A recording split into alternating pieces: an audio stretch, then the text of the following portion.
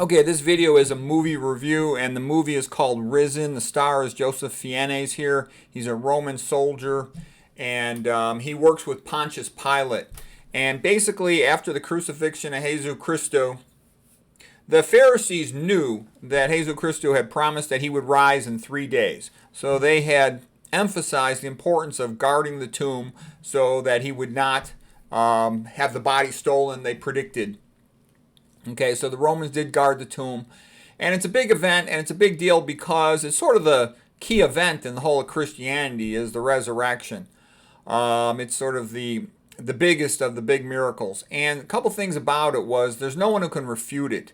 You will be surprised if you decide to actually read a lot of these books, the early apologetics and whatnot, how good they are. You know, why wasn't it refuted? And when you look at the apostles, you know, almost every single one of them died. You know, John took care of Mary, Jesus Christus' mother, but almost every single one of them died for their faith. And they wouldn't have done that unless they believed that Jesus Christus was God.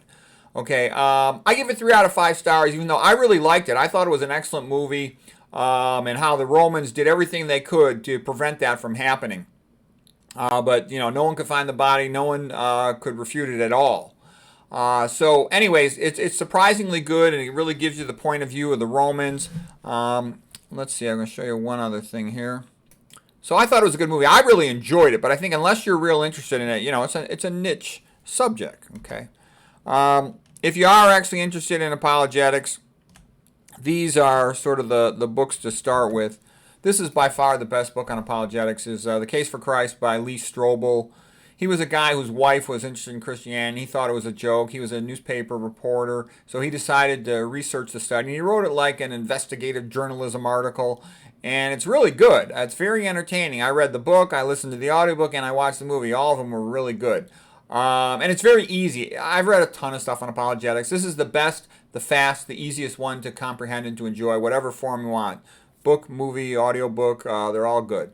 If you want a more, this is a recent book, and it's more of a scientific point of view. It goes through all the fine-tuning arguments, the astronomy arguments, the biology arguments, and other apologetics. This guy's a very good writer, Eric Metaxas, but there's a whole bunch of other ones. Anyways, I think you'd be surprised that, and also you'll have a tendency, sort of like the poorly educated crowd, to say, oh, you know, the evidence doesn't support it. But I can tell you, the really smart people like myself that have studied this stuff for years and decades and really know science and biology, the evidence supports intelligent design for the origin of life. You can't, you know, make it out of geologic chemistry.